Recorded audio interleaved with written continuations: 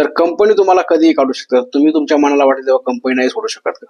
तर इमोशनली सोडू शकता, पण प्रॅक्टिकली आणि प्रोफेशनली नाही सोडली पाहिजे. कारण तुम्हाला जर वाटत असेल की तुम्ही कंपनी अचानक सोडून तुम्ही कंपनीचं 2-3 हजार कोटीचं नुकसान कराल, तर ते चुकीचं आहे.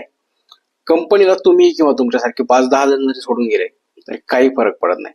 कंपनी इमोशन्स वरती नाही तर प्रॉफिट वर चालते. त्यामुळे जोपर्यंत तुमच्याकडे एखादी सॉलिड ऑफर नाहीये तोपर्यंत कंपनी सोडण्याचा विचारही करू नका.